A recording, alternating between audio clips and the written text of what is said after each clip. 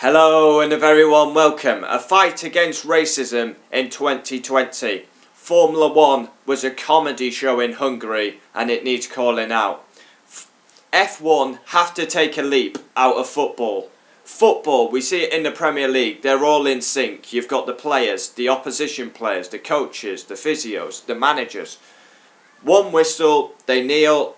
One whistle, they get on with the game. And that's exactly how Formula 1 should be. It's shocking, is Formula 1. It's honestly embarrassing. I mean, F1 wouldn't even post about racism and all this racism campaign if it wasn't for Hamilton. It's only because Lewis Hamilton keeps calling it out that they have to post. That is factual. If Lewis Hamilton wasn't in their ear every 5 seconds, they wouldn't have even posted about it. Like, it had for him to tell and make a big song and dance about it for F1 to even post about it. It was a comedy show at Hungary, a comedy show. I mean, we've seen it 3 weeks in a row now. It's been absolutely piss poor. I mean, you've got 14 drivers standing and kneeling. Then you've got 6 drivers not kneeling. So you've got 14 kneeling, 6 standing. You've got everyone's got the racism shirts on. Lewis Hamilton has a different one, so that's all out of sync also. I mean, Lewis Hamilton's my favourite driver, but why can't he wear the same t-shirt as the other 19 drivers? Why does he have to be different? Again, that's not in sync. And then Hungary was a shocker. It was a disgrace. It was a shambles to the name Formula 1. Formula 1, the first worldwide sport to come back, which is unbelievable. When F1 do right, I'll praise them, but this is shocking. They need to look at other sports because how they're tackling it, and they don't see it as a big issue because Lewis Hamilton had to be in their ear to even mention it. And the bottom line at Hungary, it was a fiasco. I'm pretty sure there was a driver missing, unless he was out the camera shot. You've got Danny Kvyat in his race suit, didn't even have the racism shirt on. You've got Giovinazzi comes in after it's been done, running in.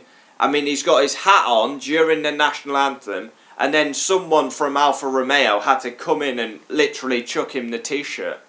It's absolutely shocking, Formula 1. Now, I've got some stuff written down. End racism. It's a serious debate. I still cannot believe we're talking about racism in 2020. We've seen it many times, football, in real life world. It's awful and shouldn't be happening in 2020. Looks comical. They need to take a leaf out the Premier League, football. Rushed.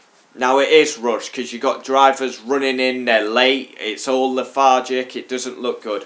What is wrong with saying a Pacific time, all 20 drivers are there on that Pacific time, like they are for the national anthem, and then I don't have a problem with the drivers not taking the knee, but they've got to be there and put the racism shirt on at least.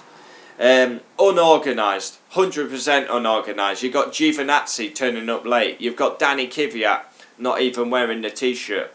Drivers not in sync at all. I mean, like I said before, if it wasn't for Lewis Hamilton, this wouldn't even be a conversation. And that's sad that the others don't show the passion that Hamilton has for this. Hamilton being the biggest influence. If it wasn't for him, F1 wouldn't even post about it. They wouldn't even do it. Giovinazzi, Kvyat, no t-shirts on. Kvyat had his race suit on. Giovinazzi had to be given the shirt. Drivers turning up late. 14 kneel, 6 don't. Lewis has a different t-shirt to others. Now, Hamilton's my favourite driver. He's been the biggest campaigner for this, but why can't he have the same t-shirt as all the other 19? Why does he have to be different? I don't get it. And the biggest standout of all this fight against racism is Mercedes. Now, why is it Mercedes? They're at the front. They're winning races. They're winning championships. They get the most TV coverage because they're dominating the sport. And they have done the best thing by using a black livery for the whole season. But I've got to be honest. I'm not happy. I love Formula 1. Football, Formula 1, my two passions. Football have got it right.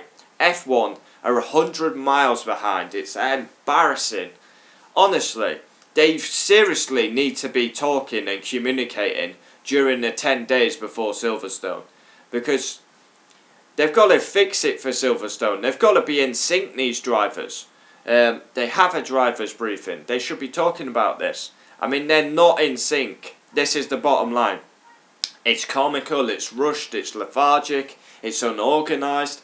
Drivers turning up late, then drivers not even putting the race suits on. It's a joke, to be honest.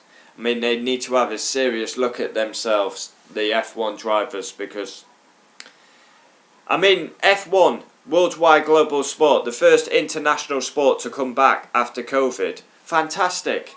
What bigger way to show just the drivers to be in sync and fight and show their solidarity against racism, but it's not in sync. It's not in sync.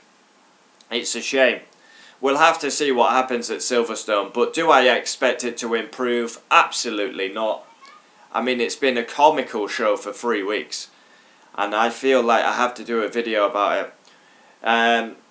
It's good, like football, fighting against racism. I mean, but we shouldn't even be having these confrontations in 2020. It's ridiculous. But yeah, they need to improve massively, Formula 1. Not good enough. And the Premier League is 100 miles. Well, not just the Premier League. Football in general is 100 miles ahead of Formula 1. Every time Formula 1 have done something for racism, it's been comical. It has. Let's be honest. Yes, they have the T-shirts. Yes, all the drivers wore it. But drivers turning up late, drivers not wearing the T-shirt, drivers having different T-shirts. I'd love to know your thoughts. Comment down below. A video I feel needed to be done, and it is. Just my opinion. Comedy show by Formula 1 massively needs to improve.